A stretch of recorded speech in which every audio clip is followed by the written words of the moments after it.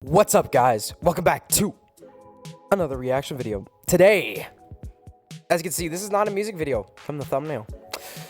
My brother told me about this story a while ago, and I never really dug into it. But now I'm curious, because I'm pretty sure I heard something about this company closing down permanently, I want to say. So, we're not reacting to music today. We are reacting to some good company tea right here. And before we do that, you guys should check out the links in the description. Become a member or request a song for me to react to, or a video, period.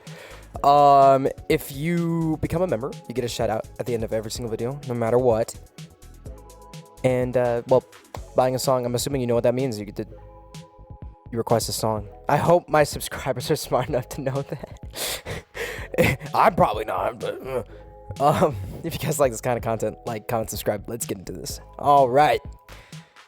Lego scandal. All right, this is shout out YouTuber Law by Mike, by the way. If you guys don't know who this is, I grew up on this dude. Crazy smart law dude. Kind of like, he's done some shorts talking about like loopholes and like laws that you think would be illegal but aren't, and laws you think that aren't illegal are. I don't know. He's a cool YouTuber. So we're going to check this out. I trust him more than other sources, so we're just checking out his video. So if you guys would like to go check out the video, this is it right here. Law by Mike. Shout him out. Let's get into this. I'm investigating a $200,000 Lego dispute that's turning into one of the craziest legal cases in years. Brian Mansell claims that Bricks and Minifigs stole one of the largest Lego collections in the world, and the YouTuber who tried to get it back got arrested. So today, I'm trying to answer one question: who's legally responsible? And it all started with this consignment agreement. Utah police? Who's legally crazy work. Responsible? And it all started with this consignment agreement. A few years ago, the owner of a massive Lego collection, Brian Mansell, signed this agreement with a Bricks and Minifigs store run by Crystal Law Gorman. The agreement says the store would sell the collection, keep a percentage of each sale, and pay the owner the rest. But the important point is that the Mansell family would still own the Lego until it sold. Almost a year later, Brian drives out to the store and finds different people running it. BAM Franchising, the company behind Bricks and Minifigs, also known as BAM, had ended Crystal Law Gorman's franchise agreement and taken over the location. Crystal says BAM wrongfully took over the store, changed the locks, and seized everything inside. But BAM says it had the right to take over the franchise because Crystal allegedly fell behind on payments and planned to close the store. Afterwards, the Mansell family says they weren't allowed to go inside to check on their own collection, and the monthly payments stopped. Then Brian sent a letter ending the deal. He asked for the Lego back, the money owed, and sales records showing what had already been sold. He gave them 10 days. 10 days passed. The family says they still didn't get the Lego, the money, or the records. That's why this case is crazy. The original store owner says BAM is responsible, but BAM says this was never their deal. What's clear is that someone owes Brian money. Now, as a lawyer, this is where I start asking. Wait, how would that work? Would the debt fall onto the company or the owner of the company who, like, before? Surely it just falls on the company. Like, if you buy the company, you buying everything that comes with it. Surely they're the ones that owe money, right? Who had control? Who had notice? And who has the records? In my opinion, refusing to produce any records could suggest that BAM is worried about legal exposure. Maybe they made an error. Or maybe they don't want to risk producing something that people could interpret as them making a mistake. Later, we'll discuss a YouTuber who tried to help bring attention to this very issue. But first, who's responsible for the lost Lego? Crystal, the original person who ran the store, says BAM knew about the consignment. She says the collection was still inside the store. She told BAM who owned it, and they took it anyways. And she claims to have security camera evidence showing this.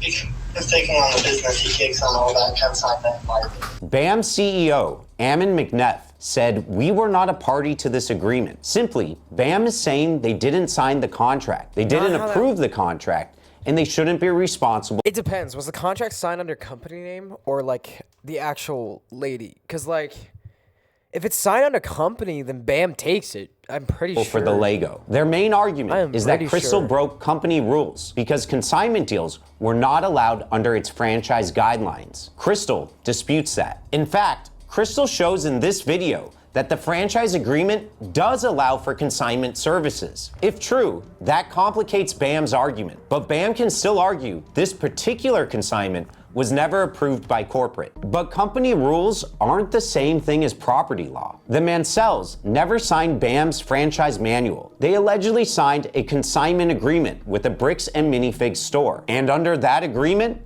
they argue they still owned the Lego. And according to Crystal, Bam knew about the consignment deal. If a court believes that, Bam's "we were not a party" defense gets weaker. Because even if Bam didn't sign the original consignment agreement, if they were on notice and knew about the Mansell Legos prior to taking over, then a court could still find them responsible. Dude, I swear this guy doesn't blink. I like just noticed he's like staring into my soul. Bam also argues the agreement allegedly had a line that matters a lot now. It said Crystal was responsible for shortages, loss, or damage while the Star Wars Lego was in her control. It also said she had insurance. And Bam points to another detail. They claim the collection was not kept at the store after the public display. So they argue this is Crystal's responsibility. If they were not in the store when Bam took over, then that would suggest the Lego were not in their control and would strengthen their defense. That still leaves the bigger question. That's so weird. What happened to the family's Lego after Bam took over? The Mansells say they marked their items with yellow dot stickers on the UPC codes. And according to them, after Bam took over, Brian sent a buyer into the store who bought a sealed set from the shelf. It had a yellow dot, and the family says they were never paid for that sale. Crystal even alleges Bam removed the yellow dots from the sets. If true, that's one of the most damaging facts in the case, because removing the tags could suggest that Bam took intentional steps to make Brian's property harder to trace. Now, Bam says they only found between $2,000 and $5,000 worth of items that could possibly be related to the Mansell collection and offered to return them as a courtesy. But if Mansell marked items were still being sold from the store after the takeover, that could contradict what Bam is saying. Bam also disputes the value. The Mansells say the collection was worth over $200,000. Records reviewed by a third party put the value at roughly $60,000 to $98,000 for the box sets alone. Regardless of the value, under Oregon law, if prosecutors can prove theft and the value is over $10,000, that can become aggravated theft in the first degree. And because the father, Ed Mansell, is 83 years old, Oregon's elder financial abuse law could also matter in a civil case. If a court finds financial abuse of someone 65 or older, damages can triple. And then a YouTuber named Reckless Ben decided he was going to investigate it himself, which is where the story gets even stranger. Reckless Ben is a YouTuber who saw Brian's story online and decided he was going to help get the Lego back. Ben went to the Bricks and Minifigs store with hidden cameras and asked the operators where the Mansell Lego was. My friend said that you guys have some of his Legos, I think, and he told me to come here and see if I could pick them up. Who's your friend? I think they're Brian's Legos. It's like a big Star Wars collection set, I think. That part is important legally because Oregon's recording law is not as simple as one-party consent. Video-only recording is different, but if a hidden camera is also capturing in-person audio, Oregon generally requires all the participants in the conversation to be informed of the audio recording. The video spread. Does that not just make it illegal to have a hidden camera? If you have a hidden camera, right, and you pull up to someone, you're like, hey, I have a hidden camera. I'm going to sneakily record you. They're like, either A, let it happen, because, listen, if you don't want to be recorded, there's already some shady stuff there, buddy.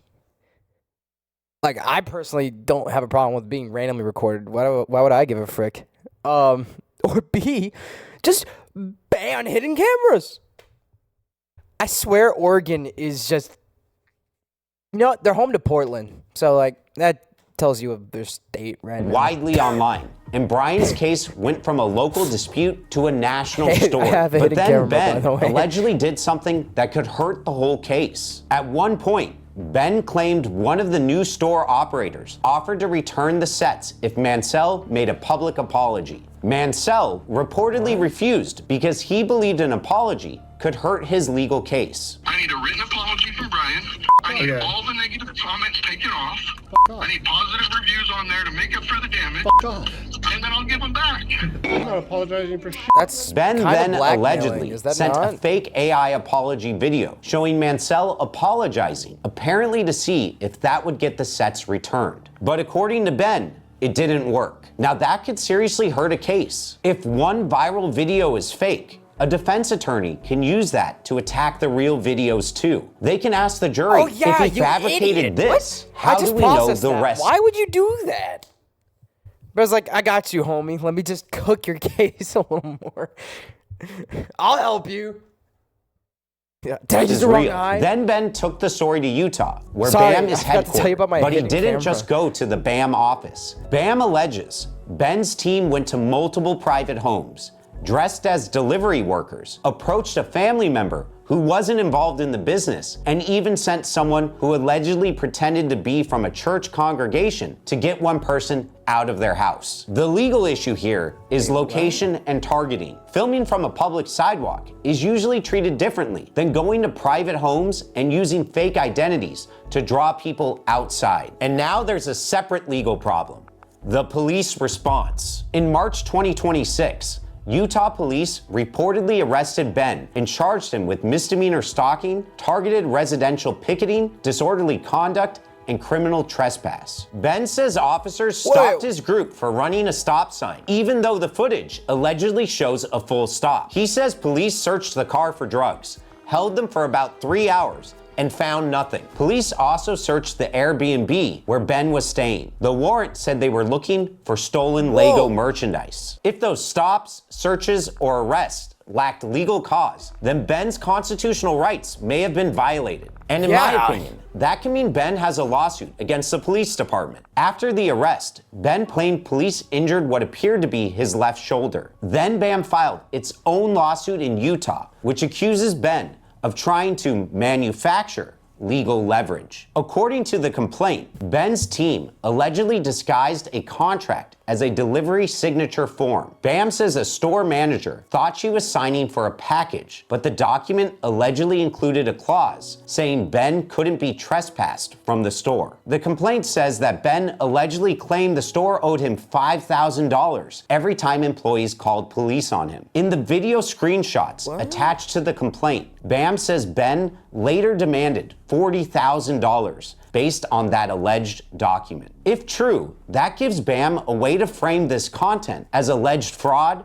extortionate pressure, or harassment. So BAM requested a temporary restraining order to keep Ben away from the people and places connected to BAM. But that order didn't What is going on in this case, dude? I swear we have jumped through like a maze at this just point. ask the court to keep Ben away. My brain It hurts. also sought to take down Ben's videos about the dispute. And get this, BAM even reached out to Patreon, trying to get Ben's content removed. But Patreon CEO denied the requests. And I see a big problem with this. Yeah. Once you move from stopping contact to trying to remove videos and funding platforms, makes it it starts look looking less real like protection sus. and more Yeah. like silencing criticism. And Real that can sus. backfire for BAM if they want the public to believe that they did nothing wrong. And they didn't just go after Ben. They also sued Brian Mansell. That's important, because Brian didn't make the alleged deepfake, and Brian didn't show up at anyone's house. BAM's argument is that Brian coordinated and directed Ben's campaign. Under what proof? Brian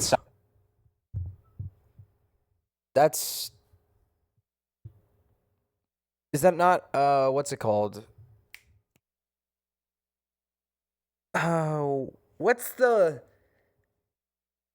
Frick! What's the law where it's like you frame someone to look like, or like accuse them of something, even though like they didn't do anything, or like without any valid proof or evidence? What's it called?